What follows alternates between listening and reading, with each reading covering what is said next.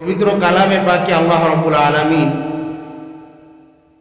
তার এক প্রিয় বান্দা জুলকারনাইন, এই জুলকারনাইনকে তিনি তার এই জমিনের দায়িত্ব, রাজত্ব দান করেছিলেন। জমিন কিভাবে সুষ্ঠুভাবে পরিচালনা করা যায়, জমিন কিভাবে সুষ্ঠুভাবে পরিচালনা করতে হয়, আল্লাহর হুকুম পালন করার সাথে সাথে আল্লাহর জমিনে আল্লাহর আইন কিভাবে বাস্তবায়ন করতে হয়, এটা আল্লাহর এই প্রিয় বান্দা জুলকারনাইন করে দেখিয়েছে। অনেকে দুনিয়ার জমিনের রাজত্ব এবং দায়িত্ব গ্রহণ করার পর এই কথা ভাবে যে কোরআন এবং ইসলাম আর রাষ্ট্র, এই দুইটা জিনিস কখনো মিলিয়ে একসাথে করা যায়। এই চিন্তা থেকে, এই মন মানসিকতা থেকে আমাদের বেরিয়ে আসতে হবে। বরং রাষ্ট্র যদি পরিচালনা করতে হয় তাহলে কোরআনের আইনেই পরিচালনা করা সম্ভব। এটা আল্লাহ রাব্বুল আলামিন যুগে যুগে দেখিয়েছে। পৃথিবীর কোনো এক জামানায় বর্তমান আধুনিকতার কোনো ছোঁয়া ছিল না, তারপরও এই পৃথিবী খুব সুষ্ঠুভাবে ন্যায়পরায়ণ বাদশারা পরিচালনা করেছেন কিনা? তো আল্লাহ রাব্বুল আলামিন এভাবে ন্যায়পরায়ণ বাদশাদের মাধ্যমে এই পৃথিবীকে পরিচালনা করেছে এবং কোরআনের সুষ্ঠু বিচারের মাধ্যমে ধারাবাহিকতার সাথেই আল্লাহ রাব্বুল আলামিন পৃথিবীকে পরিচালনা করেছেন। ইসলামের প্রত্যেকটা আইনকে আল্লাহ রাব্বুল আলামিন জমিনে তার বান্দাদের মাধ্যমে বাস্তবায়ন করেছে। এমন নয় যে কোনো আইন, বিচার ব্যবস্থা, কোনো খুনের একটা মামলার তদন্ত যখন মানুষ হেরে গেছে তখন আসমানি ফায়সালার মাধ্যমে সেটা সমাধান হয়েছে, এমন না। বরং জমিনের মানুষের মাধ্যমেই আল্লাহ কি করেছেন? বাস্তবায়ন করেছেন। জমিনের মানুষকে আল্লাহ তাআলা সেই পরিমাণ জ্ঞান এবং আল্লাহ তাআলার কোরআনের ইলম পরিপূর্ণভাবেই আল্লাহ তাআলা তার বান্দাকে দান করেছে। এরকম দুইজন বান্দা আল্লাহ তাআলার পরিপূর্ণ হুকুমের মাধ্যমে রাজত্ব পরিচালনা করেছেন, হযরতে সুলাইমান আলাইহিস সালাতু ওয়াস সালাম এবং বাদশা জুলকারনাইন। এই দুইজন প্রাচ্য থেকে পাশ্চাত্য, উত্তর থেকে দক্ষিণ, পূর্ব থেকে পশ্চিম, সূর্যের উদয়স্থল, অস্তস্থল, সব জায়গায় আল্লাহ তাআলার হুকুমকে আল্লাহর নিজামে পরিচালনা করেছে। যার প্রশংসা আল্লাহ রাব্বুল আলামিন কোরআনে কারিমে করেছেন। আল্লাহ রাব্বুল আলামিন নবীজি আলাইহিস সালাতু ওয়াস সালামকে যখন দুনিয়ার জমিনে কোরআনের হুকুম দিয়ে প্রেরণ করলেন, তখন মানুষ ভাবলেন যে যারা হুকুমতের দায়িত্ব পাবে, যারা রাষ্ট্রীয় দায়িত্ব গ্রহণ করবে, তাদের ন্যূনতম ইতিহাস অন্ততপক্ষে জানা। ইতিহাস যদি জানা না থাকে তাহলে সে দেশ পরিচালনা করতে ব্যর্থ হবে। তো সেই অপরাজিত রাষ্ট্রনায়ক ছিলেন পৃথিবীর শ্রেষ্ঠ রাষ্ট্রনায়ক মুহাম্মদুর রাসূলুল্লাহ সাল্লাল্লাহু আলাইহি ওয়াসাল্লাম। পৃথিবীর ইতিহাসে প্রত্যেকেরই রাষ্ট্র ক্ষমতা দায়িত্ব পাওয়ার পরে আবার সেই ক্ষমতা শেষ হয়ে গেছে, কিন্তু নবী আকরাম সাল্লাল্লাহু আলাইহি ওয়াসাল্লাম শুধু রাষ্ট্র পরিচালনা করেন নাই, রাষ্ট্রের পরিচালনার জন্য সবচেয়ে বড় গাইডলাইন আল্লাহ রাব্বুল আলামিন নবী আকরাম সাল্লাল্লাহু আলাইহি ওয়াসাল্লামের সামনে আমাদের মাঝে আল কোরআনকে রেখে গেছে। আল কোরআন এমন এক গাইড যার মাধ্যমে ন্যায় বিচার করা হলে সুষ্ঠুভাবে করা হবে, প্রত্যেক বান্দার হক তার কাছে সুন্দরভাবে পৌঁছে দেওয়া হবে, প্রত্যেক বান্দা সুষ্ঠুভাবে তার হক পাবে, প্রত্যেক রাষ্ট্রনায়ক সেও শান্তি পাবে এবং রাষ্ট্রের প্রতিটি প্রজা সেও তার এই প্রজাতন্ত্রের মাঝে, গণতন্ত্রের মাঝে, সমাজতন্ত্রের মাঝে যত তন্ত্র মন্ত্র আছে সমস্ত তন্ত্র মন্ত্রের মাঝেও খেলাফতের সুবিধা সে ভোগ করতে পারে, যদি কি করা হয়? আল্লাহ তাআলার বাণী অনুযায়ী রাষ্ট্রকে পরিচালনা করা হয়। সেই রাষ্ট্রের পরিচালক একজন ছিলেন জুলকারনাইন। কে ছিলেন? জুলকারনাইন। আল্লাহ রাব্বুল আলামিন যুলকারনাইনের ইতিহাস কোরআনে কারিমে এনে সারা বিশ্বের সমস্ত রাষ্ট্রনায়কদেরকে রাস্তা দেখিয়েছেন, পথ দেখিয়েছেন। আল্লাহ রাব্বুল আলামিন পূর্বের জমানায় নবী রাসূলদেরকে যখন রাষ্ট্রনায়ক বানিয়েছিলেন, সেখান থেকে শিক্ষা নিয়ে, ইতিহাস থেকে শিক্ষা নিয়ে যেন নবী আকরাম সাল্লাল্লাহু আলাইহি ওয়াসাল্লাম সুন্দর রাষ্ট্র পরিচালনা করতে পারেন, এই জন্য আল্লাহ রাব্বুল আলামিন তার ঘটনাকে কোরআনে কারিমে উল্লেখ করে বান্দাকে শিক্ষা দিয়েছেন। এর পাশাপাশি ইহুদিরা জানতো যে পৃথিবীর বুকে তাদের ধর্মের জন্য ক্ষতিকর আর কেউ না, একমাত্র নবী আকরাম সাল্লাল্লাহু আলাইহি ওয়াসাল্লামের ধর্ম। হুজুর আকরাম সাল্লাল্লাহু আলাইহি ওয়াসাল্লামের উপরে নাজিলকৃত কোরআন, এটাই একমাত্র ইহুদিদের জন্য ধ্বংসাত্মক, ইহুদিদের জন্য মারাত্মক। এই জন্য ইহুদিরা নবী আলাইহিস সালাতু ওয়াস সালামকে পরীক্ষা করার জন্য কি করলেন? ইহুদিদের বাহিনী পাঠিয়ে দিলেন, যান আপনারা গিয়া নবী মুহাম্মদকে 3টা প্রশ্ন করবেন। এই 3টা প্রশ্নের উত্তর যদি তিনি দিতে পারে, তাহলে তিনি শ্রেষ্ঠ ঐতিহাসিক। আর যার ভিতরে ইতিহাসের জ্ঞান আছে, যার ভিতরে পূর্বের ইতিহাস জানা আছে, সে অবশ্যই রাষ্ট্র পরিচালনা করতে পারবে। এটা বোঝা যায় মুহাম্মদ সাল্লাল্লাহু আলাইহি ওয়াসাল্লাম যে তোমাদেরকে বলে যে ইসলামের ছায়াতলে আসো, তোমরা শান্তি পাবা, আমরা দেখব। একটা না, এরকম 283 বার তারা প্রতিনিধি দল পাঠিয়ে নবীকে পরীক্ষা করেছে, কিন্তু সমস্ত পরীক্ষাগুলোতে আল্লাহর নবী সাল্লাল্লাহু আলাইহি ওয়াসাল্লাম গোল্ডেন এ প্লাস। তাদের কোনো পরীক্ষার ভিতরে আল্লাহর রাসূলকে আল্লাহ তাআলা ব্যর্থ করেন নাই। মা ওয়াদ্দাআকা রাব্বুকা ওয়া মা ক্বালা ওয়ালা সাউফা ইউতিকা রাব্বুকা ফাতারদা। আল্লাহ রাব্বুল আলামিন এমন জিনিস দান করেছেন, যেই দানের মাধ্যমে আল্লাহ তার নবীকে খুশি করেছেন, আনন্দিত করেছেন, নবীকে শ্রেষ্ঠত্ব দান করেছেন।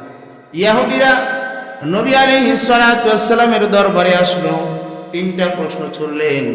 ইয়া রাসূলুল্লাহ, ইয়া হাবিবাল্লাহ, আপনি যদি সত্যিকারের নবী হন, তাহলে ইহুদিরা আপনাকে প্রশ্ন করেছে, আপনি যদি এই 3টা প্রশ্নের উত্তর দিতে পারেন, তাহলে আপনাকে আমরা নবী মেনে নিব। 1 নাম্বার, বলেন তো কাহাফের ঘটনা কি? আসহাবে কাহাফ। আসহাবে কাহাফ কারা ছিল? আসহাবে কাহাফের ঘটনা কি? আল্লাহ রাব্বুল আলামিন সূরা কাহাফের ভিতরে পরিপূর্ণভাবে আসহাবে কাহাফের ঘটনাগুলো বিস্তারিতভাবে বর্ণনা করে দিলেন, যা আর কোথাও কেউ জানতো না, কখনোই কেউ জানতো না। আসহাবে কাহাফের ঘটনা শুধু জানতো, কিন্তু বিস্তারিতভাবে কেউ জানতো না। আল্লাহ নবী সাল্লাল্লাহু আলাইহি ওয়াসাল্লামকে আল্লাহ তাআলা কোরআনের মাধ্যমে তার কুকুরটা সহ ঘটনা কোরআনে কারিমে এনেছে। 2 নাম্বার, ওয়ায়াসআলুনাকা আনির রূহ। হে নবী, আপনাকে তারা রূহ সম্পর্কে জিজ্ঞেস করবে, আত্মা সম্পর্কে জিজ্ঞেস করবে। সাবধান, আত্মা সম্পর্কে একমাত্র কে জানে?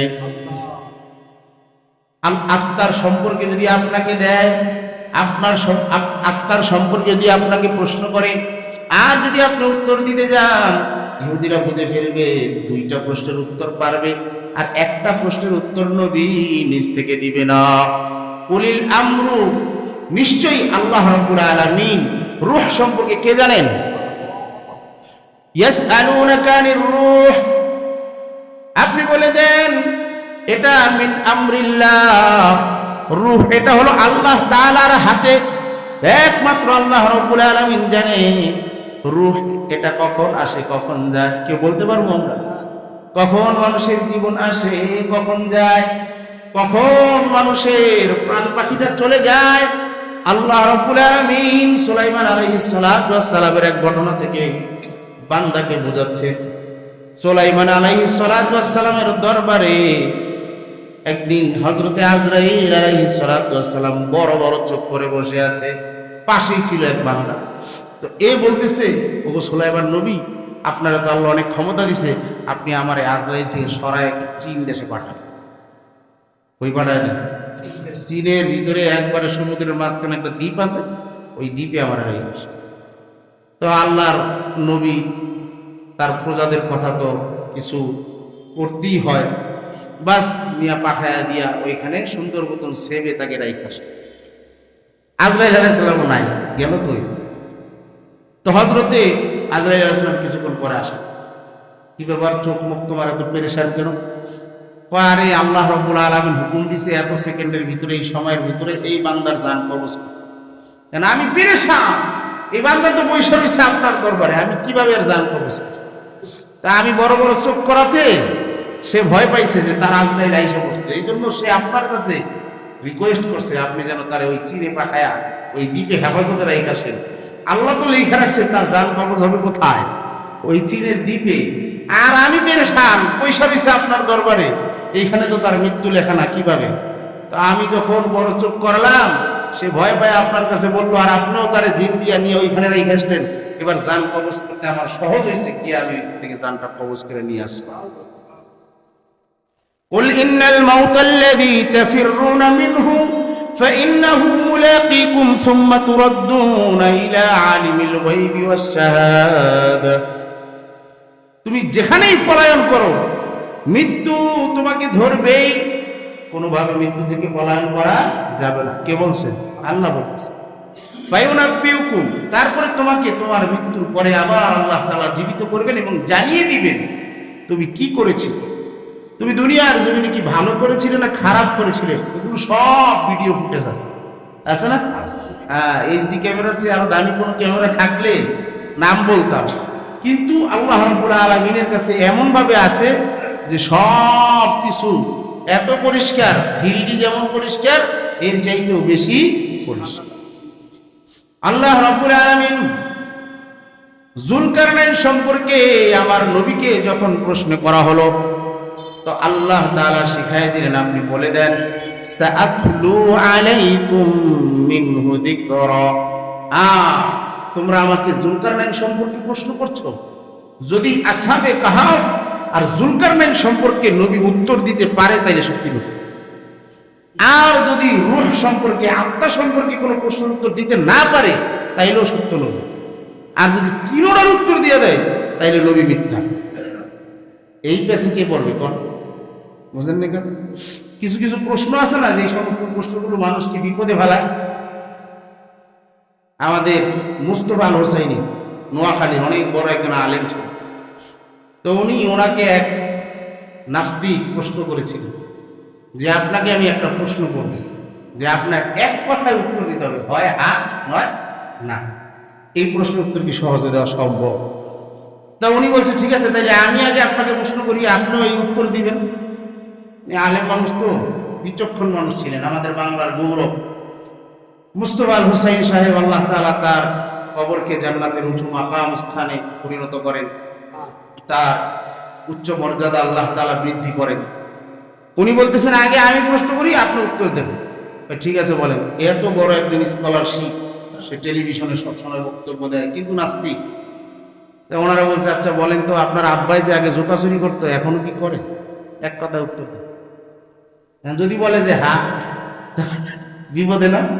আর যদি বলেন না, তাহলে এটা প্রমাণ হয় যে আগে জুতা চুরি করতো। বুঝলেন এই কথা? কোন দিকে যাবে? এক কথায় সব প্রশ্নের উত্তর হয়। তাই আরেকজনে প্রশ্ন করে, আচ্ছা তুই যে আগে পায়খানা খাবি এখন খাস, এখন কি বলবে সে?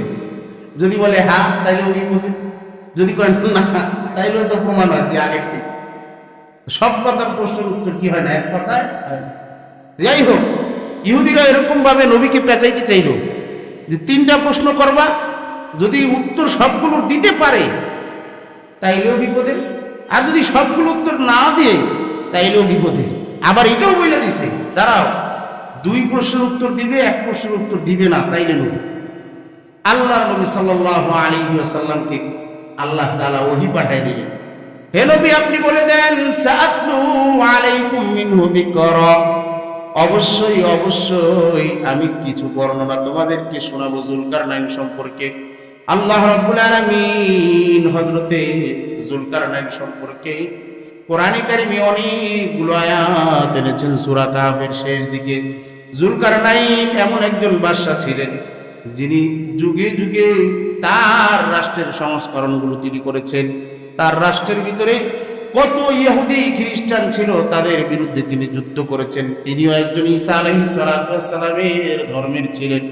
আল্লাহ রাব্বুল আলামিন হযরতে যুলকারনাইনকে এমন এক দান করে দিয়েছেন, ইন্না মাক্কান্না লাহু ফিল আরদি ওয়া আতাইনাহু মিন কুল্লি শাইইন সাবাবা।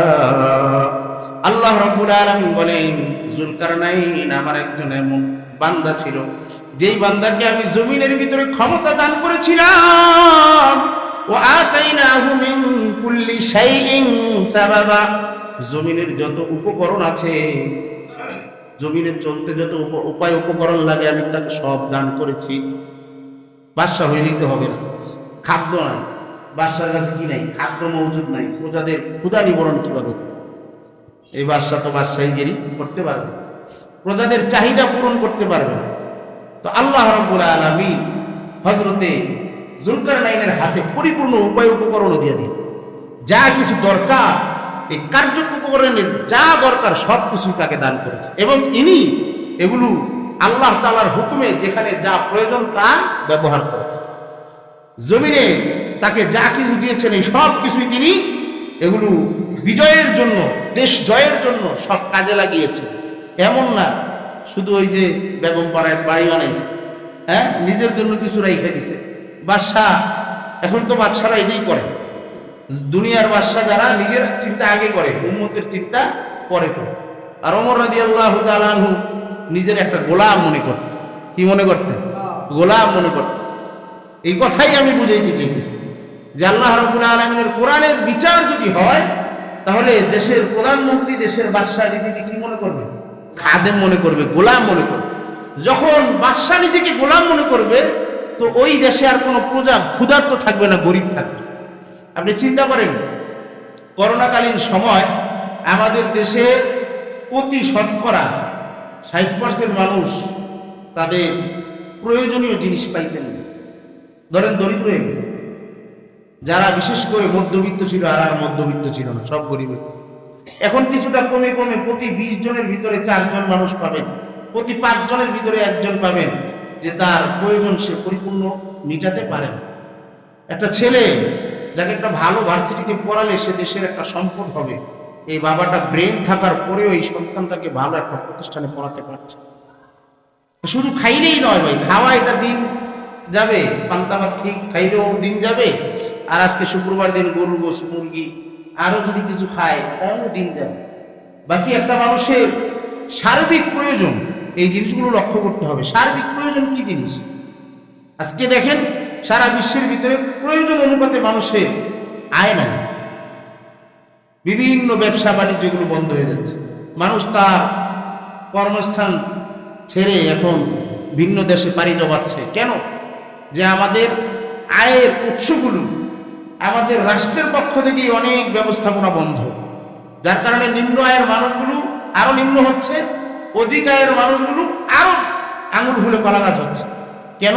আমাদের দেশে সমতা, দুর্নীতি এই দুইটা জিনিস আপনার ঠিক হয় না। সমতাও নাই, দুর্নীতি অতিরিক্ত, যার কারণে আমাদের এই মানুষগুলো, যাক আল্লাহ রাব্বুল আলামিন ফ্যাসিস্টকে দূর করেছেন।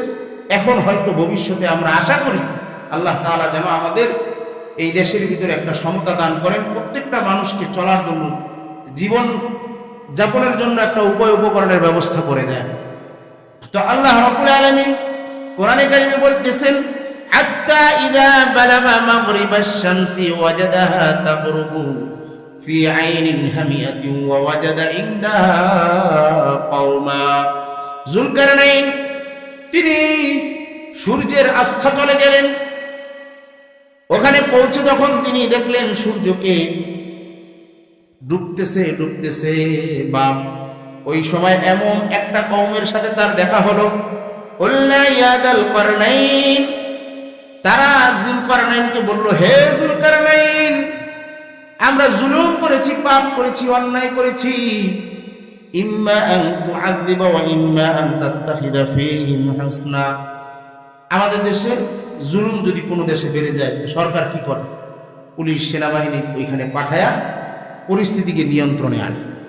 যুলকারনাইন নিজেই তার দল বল নিয়া যেই দেশে বেশি জুলুম হবে, নির্যাতন হবে, ওখানে গিয়ে তিনি নিজেই শাসন, 1 মাস থেকে সুশাসন প্রতিষ্ঠা করে দিয়ে তারপরে আবার তিনি রওনা হইতেন। কোন দেশে আছে? জীবনও নিজের জন্য কি করে নাই, বাড়ি বানায় না, ওমর রাদিয়াল্লাহু তাআলা আনহুর বাড়িতে এখন বিরাট বড় বাড়ি, জাবালে ওমর লেখা, ওটা কি ওনার বাড়ি ছিল। এক পাগল সুন্নি ভাই আমার, তো তিনি লেখছে, দেখেন নবী বলে গরিব ছিল, হের বাড়ি দোতলা। কি কয়, নবী বলে গরিব ছিল, এর বাড়ি দোতলা। আমাকে পীর সাহেব বাড়ি করছে, এই জন্য হেরাক করছে। পীর সাহেবের বিরুদ্ধে কেউ হয়তো কিছু বলছে, এই জন্য উনি দেখাইছে নবীর বাড়ি ভিডিও করে, যে নবীর নাকি গরিব ছিল, নবীর বাড়ি দোতলা, নবী আবার কিভাবে গরিব থাকে। এই এখন যেই বাড়ি, এটা কি নবীর জমানায় ছিল? ওই সময়ের বাড়ি আর এই সময়ের বাড়ি। আর আসলে নবী গরিবও ছিল না, ধনীও ছিল না। আপনি যেই দিকে তাকাইবেন, নবী এমন ছিল যেমন ওনার জন্য হওয়া দরকার। একজন নবীর জন্য যেমন দরকার আল্লাহ তাআলা এমনই বানাইছে, না ধনী না গরিব। নবী না খেয়েছিল কেন? উনি কি চাইলে পারতেন না? আপনারা যান, যারা এই যে উমরায় যাবেন, 25 তারিখে আমাদের মসজিদের অনেকেই যাচ্ছেন উমরায়, তারা দেখবেন মসজিদে হারামের জামালে ওমরের পেছন দিক দিয়ে যে রাস্তাটা আছে, যেটা দিয়া আপনার মদিনায় যাওয়া হয়, এই পথে মক্কা লেখা বিরাট বড় বাউন্ডারি দেওয়া, ওইখানে স্বর্ণের পরিবেশ। এগুলো তো আল্লাহ তাআলা নিয়ে আসছে। নবী আপনি কি চান? স্বর্ণ চান, হীরা চান, সম্পদ চান, আমি আপনাকে দেব, আপনি নেন। নবী কি বলেছেন? না, আমি আমার ভাইদের পথে চলতে চাই। উহুদ পাহাড় পুরোটা স্বর্ণ, আরো বলেছিলাম না, পুরোটা স্বর্ণ নিচে, এটা নিয়ে কিয়ামতের আগে যুদ্ধ হবে। নবী আকরাম সাল্লাল্লাহু আলাইহি ওয়াসাল্লাম বলেছেন, না, আমি যদি এখন এখানে রাজত্ব করি, তাহলে আমার ভাইরা যারা পরবর্তীতে ঈমান গ্রহণ করবে, তারা কি বলবে যে নবী তো আরামায়েশ করে গেছে। নবী আরামায়েশ করে গেছে, এই জন্য তিনি 5 ওয়াক্ত নামাজ পড়ছে। আমি তো আর আরামায়েশ করতে পারি না। আমি এখনই তো বলে না এই কথা, অনেক পরিশ্রমী লোক, দিনদার, হালাল খায়, নামাজের দাওয়াত দিলে বলে, ভাই আমার মতন একদিন একটু রিক্সা চালায় দেখ, সারাদিন আমার মতো একটু হকারি করে দেখেন কি কষ্ট। আমি যদি এখন নামাজ পড়তে যাই, আমার মাল সব চুরি নিয়ে আসে, বলে না এই কথা। বাস্তবিক কষ্ট করে, কিন্তু নবী আকরাম সাল্লাল্লাহু আলাইহি ওয়াসাল্লাম দেখায় গেছেন যে দেখো, সিয়ামে আবি তালেবের 3 বছর পর্যন্ত জেলখানায় ছিলাম, কিন্তু আল্লাহর হুকুম ছাড়ি, তাই না? এখন ওলামায়ে কেরাম ফাঁসির মঞ্চে ঝুলে, কিন্তু আল্লাহর হুকুম ছেড়েছে কেউ? কেউ ছাড়ে নাই। আল্লাহর হুকুম কেউ ছাড়ে নাই, আল্লাহর হুকুমকে আঁকড়ে ধরেছে, ফাঁসির দড়ি গলায় নিয়েছে, তারপরও আল্লাহ তাআলার কালিমাকে বিজয়ের স্বপ্ন দেখছে। ইহইয়ায়ে সিনওয়ার, আপনারা নাম শুনেছেন, কিছুদিন আগে হামাস প্রধান ইহইয়ায়ে সিনওয়ার দুনিয়ার জমিন থেকে বিদায় হয়ে গেছে। শেষ রক্তবিন্দু পর্যন্ত শরীরে থাকা পর্যন্ত তিনি কাফেরদের বিরুদ্ধে যুদ্ধ করে গেছেন। মৃত্যুর আগ মুহূর্তে আপনারা ভিডিওতে দেখছেন, একটা লাঠি উড়ে ড্রোন ক্যামেরার দিকে ফিকে মারছে, পারছেন? এই হলো গিয়ে ভাই মুমিন। মুমিনের শ্বাস এক ফোঁটা থাকা পর্যন্ত সে ইসলামের পক্ষে কাজ করে যায়। বাদশা যুলকারনাইন, অনেকে বলেন যে তিনিও শহীদ হয়েছিলেন, কাফেরদের হাতে শহীদ হয়েছিলেন। আল্লাহ রাব্বুল আলামিন তাকে আবার জীবন দান করেছেন, এই জন্য তাকে যুলকারনাইন বলা হয়। জু মানে ওয়ালা, করনুন সিং, 2 সিংওয়ালা। কেউ কেউ বলেন তার মাথায় 2টা চুলের কোপা ছিল, এই জন্য তাকে বলা হয় যুলকারনাইন। কেউ বলে না, তিনি যে বাদশাহী পাগড়ি পরতেন, ওইটার 2টা যে আমাদের ইয়া থাকে না, এরকম 2টা কাপড়ের মাথা ছিল, এই জন্য তাকে যুলকারনাইন বলে। কেউ বলে তিনি 2 বার মাথায় 2 পাশে আঘাতের 2টা চিহ্ন ছিল, যার কারণে তাকে যুলকারনাইন বলে। আল্লাহ রাব্বুল আলামিন কি জন্য বলেছেন না আল্লাহ তাআলাই ভালো জানেন। যুলকারনাইন যখন ওই জায়গায় গেলেন, দেখলেন এমন জাতি তারা জুলুম অত্যাচারে জড়িত, তাদেরকে তিনি শাস্তি দিবেন, বিচার করবেন। তারা নিজেরাই আত্মসমর্পণ করলো। আন তুআযিবা ওয়া ইম্মা আন তাত্তাখিযা ফীহিম হুসনা, আপনি যদি চান আমাদেরকে শাস্তি দান করবেন, আর আপনি যদি চান আমাদেরকে ক্ষমা করে দিবেন। বাদশা ডাক দিয়া বললেন, আম্মা মান যালামা ফাসাউফা নুআযিবুহু সুম্মা ইউরাদ্দু ইলা রাব্বিহি ফায়ুআযিবুহু আযাবান নুকরা, যদি যারা জুলুম করেছো আমি তাদেরকে অবশ্যই জুলুমের শাস্তি দিব, আর যারা আল্লাহ রাব্বুল আলামিনের জন্য তোমরা ন্যায় পরায়ণ ছিলে, আল্লাহ রাব্বুল আলামিন তোমাদেরকে পুরস্কার দান করবে। তবে মনে রাখবা, জুলুম এমন এক অপরাধ, যে অপরাধের শাস্তি আমি দেওয়ার পরেও কিন্তু তোমাদের ক্ষমা নাই। আমি তো আমার শাস্তি দিব, কিন্তু মহান রব্বুল আলামিন কাল কিয়ামতের ময়দানে তোমাদেরকে তার প্রাপ্য আবার বুঝিয়ে দেওয়া হবে। আযাবান নুকরা, নিশ্চয়ই আল্লাহ রাব্বুল আলামিন অপমানজনক শাস্তি তোমাদেরকে আবার দিবেন, তীব্র শাস্তি দান করবেন। ওয়া আম্মা মান আমানা ওয়া আমিলা সালিহা, আর যারা নেক আমল করেছো, ফালাহু জাযাআনিল হুসনা, তাদের জন্য রয়েছে উত্তম প্রতিদান। কি রয়েছে? উত্তম প্রতিদান। ওয়া সানাকুলু লাহু মিন আমরিনা ইউসরা, আর আল্লাহ রাব্বুল আলামিন সব কাজেই তাদেরকে কি করেছেন? সৎ আদেশ দিয়েছেন, সহজ আদেশ দিয়েছেন। আল্লাহ তো আমাদের জন্য সব সহজই করেছে। কঠিন কে বানাইছে? আমরা নিজেরা কঠিন বানাইছি, তাই না? নিজেদের স্বার্থের কারণে বানাইছি, ব্যর্থতার কারণে বানাইছি, আল্লাহর হুকুম মানতে পারি না, অলসতার কারণে বানাইছি। এরপরে আরেকটা দল আল্লাহ রাব্বুল আলামিনের ইবাদত করে, হুকুম মানে, তারা বলল ক্বালু ইয়া যাল করনাইন ইন্না ইয়াজুজ ওয়া মাজুজ মুফসিদুনা ফিল আরদ। এই যে দুইটা পাহাড় দেখতেছেন, এই দুই পাহাড়ের মাঝখানে একটা রাস্তা, এই রাস্তা দিয়া দুইটা দল আমাদের কাছে আসে, তারা আমাদের সমস্ত ক্ষেত খামারের সবগুলো জিনিস দখল করে নেয়। এরা আমাদের গরু বাছুরগুলো হাঁকায় নিয়ে যায়, আমাদের উট ঘোড়াগুলো নিয়ে যায়, আমাদের উপর জুলুম করে। এরা খুব ভয়াবহ আকৃতির। এক গুরু হইল ইয়াজুজ, আরেক গুরু হলো মাজুজ। হ্যাঁ, এদেরকে আরো অনেক নামও বলা হয়, হ্যাঁ, ইংলিশে অনেক নাম বলা হয়, কিন্তু এটা দুইটা জাতি। এই দুইটা জাতি আইসা জুলুম করতে থাকে। এই জুলুম থেকে আপনি আমাদেরকে একটু হেফাজত করেন, আল্লাহর হুকুমে আমরা আপনাকে কিছু ট্যাক্স দিই, আপনি আমাদের জন্য একটা দেয়াল বানায় দেন, প্রাচীর বানায় দেন, যারা এইখান দিয়ে আর না আসতে পারে, এরা যেন এখান দিয়ে আর না আসতে পারে। ইয়াজুজ মাজুজ বিরাট ভয়ঙ্কর এক জাতি, মানুষের উপরে জুলুম করবে, নির্যাতন করবে, এটা আল্লাহ তাআলাই বলে দিয়েছেন। নবী আকরাম সাল্লাল্লাহু আলাইহি ওয়াসাল্লাম একদিন বলেছেন, হে আরববাসী ধ্বংস হোক, ইয়াজুজ মাজুজ এই পরিমাণ তাদের দেয়াল পৌঁছে গেছে, এই পরিমাণে পৌঁছে গেছে, মানে কি এই পরিমাণ ছিদ্র তারা করে ফেলেছে। ওই দেয়াল কি করেছে? এই পরিমাণ ছিদ্র করেছে। প্রতিদিন ইয়াজুজ মাজুজ ওই দেয়াল কেউ কেউ বলে জিহ্বা দিয়া চাটতে থাকে, আর কেউ কেউ বলে তাদের কাছে যে যন্ত্র আছে, হাতুড় বাড়াই শ্রেণী, এগুলো দিয়ে তারা এগুলো ভাঙতে থাকে। সন্ধ্যা পর্যন্ত ভাঙতে ভাঙতে যখন একটু ছিদ্র দেখে, বলে হ্যাঁ আমরা পেয়ে গেছি, আগামীকালকে কি করব? আইসা সকাল থেকে আবার ওটা শুরু করবো, শেষ করে ফেলবো, দেয়াল ভেঙে আবার এই পৃথিবীর বুকে আমরা হামলা দেব। কিন্তু তারা ইনশাআল্লাহ বলে না। কি বলে না? ইনশাআল্লাহ না বলার কারণে ওই দেয়াল কি করতে পারে না, আর পার হইতে পারে না। যেই দিন ইনশাআল্লাহ বলবে, ওই দিন পরের দিন আইসা দেখবে দেয়াল আগের জায়গায় আছে, এবার ভাঙা শুরু করবে, দেয়াল ভেঙে চলে আসবে। এই ঘটনাটা আল্লাহ রাব্বুল আলামিন কোরআনে কারিমে বলেছেন, ফাহাল নাজআলু লাকা খরজান আন তাজআলা বাইনানা ওয়া বাইনাহুম সাদ্দা। ওগো বাদশাহ, আপনি একটা দেয়াল বানায় দেন, যে দেয়াল তারা ডিঙে এখানে আসতে পারবে না, এমন শক্ত দেয়াল বানিয়ে দেন, প্রাচীর বানিয়ে দেন, আমরা যেন ইয়াজুজ মাজুজ থেকে হেফাজতে থাকি।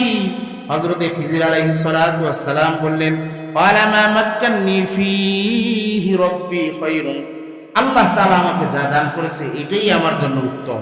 তোমাদের কোনো ট্যাক্স দেওয়া লাগবে না, তোমাদের ট্যাক্স ছাড়াই আমি একটা দেয়াল বানিয়ে দিব। এই দেয়াল পার হয়ে আল্লাহর কুদরতের মাধ্যমে দেয়াল এত মজবুত হবে, এই দেয়াল পার হয়ে কোনোদিন ইয়াজুজ মাজুজ আর তোমাদের কাছে পৌঁছতে পারবে। আল্লাহ রাব্বুল আলামিনের হুকুমে তোমরা আমাকে কি করবা? আতুনি সুবারাল হাদিদ, তোমরা আমাকে যত লোহা আছে, তামা আছে, এই সবগুলো আমার কাছে, ধাতুগুলো আমার কাছে নিয়ে আসো। তোমরা আমাকে পারিশ্রমিক করো, পরিশ্রমের মাধ্যমে আমাকে সাহায্য করো, তোমরা আমাকে হেল্প করো, মিস্ত্রির কাজ করো, বাকি যা করার দরকার সব আমি করে দিব। আল্লাহ আমাকে অনেক দান করেছেন, সেখান থেকেই করবো, তোমাদের ট্যাক্স দেওয়ার কোনো প্রয়োজন নাই। হাত্তা ইদা সাওয়া বাইনাস সাদাফাইন, যখন দুই পাহাড়ের সমান হয়ে গেলেন, ক্বালানফুহু হাত্তা ইতরা, তোমরা এই দুই পাহাড়ের মাঝখানে এবার আলকাতরার ওই মানে তামা আছে না, গলিত, এগুলো ঢালো। প্রথমে দেয়াল দিয়েছেন, যে কাঠ দিয়া কি করে মিস্ত্রিরা সেন্টারিং করে না, হ্যাঁ, এরকম সেন্টারিং করছে লোহা দিয়ে। কি দিয়া? লোহা দিয়ে, এরপরে এই কি বলে যে ধাতু দিয়ে করার পরে মাঝখান দিয়া ওই সীসা ঢেলে দিচ্ছে। ঢাইলা দেওয়ার পর এটা মজবুত হয়েছে না ভালো? যখন তারা দেয়াল ঘষতে আসবে তখনই আল্লাহ রাব্বুল আলামিন তাদের ভিতরে এমন একটা জিনিস কাজ করবেন যে তাদের শক্তিগুলো কমে যাবে। একটা জিনিস পাহাড়ের উপরে উঠতে হবে, তারপরে এই পাহাড়ের উপরে দেয়াল ভাঙতে হবে, এই সক্ষমতা তাদের থাকবে না। আর আল্লাহ রাব্বুল আলামিন যতদিন চান তাদের মাথায় ওই বুদ্ধিগুলোও দিবে না কিভাবে দেয়ালটা ভাঙতে হবে। বাঙালি হইলে, চাইনিজরা হইলে এটারে ভাঙার একটা কি করতো, কৌশল করতো, যেমনি হোক এটারে বোম মাইরা হোক আর মিসাইল মাইরা হোক ভাঙবই। কিন্তু ওরা আর পৃথিবীতেও আসতে পারবে না, ওই আধুনিক জ্ঞান বিজ্ঞান পদ্ধতি এগুলো আর নিতে পারে নাই, যার কারণে দেয়াল কি করতে পারবে না। এখনো পৃথিবীতে আছে। ওলামায়ে কেরাম বলেন কিয়ামত অনেক সন্নিকটে, সর্বপ্রথম যে আলামত দাজ্জাল, দাজ্জাল অচিরেই প্রকাশ পাবে।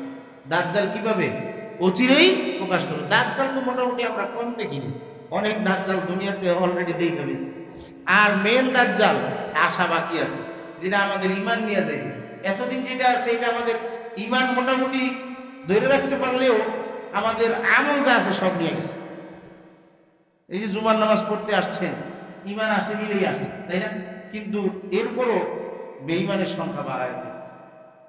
আল্লাহর প্রতি আস্থা, বিশ্বাস, ভরসা, ভালোবাসা এগুলো কিন্তু মোটামুটি অনেকটাই কমায় দিয়েছে। আল্লাহ রাব্বুল আলামিন আমাদের সবাইকে হেফাজত করে।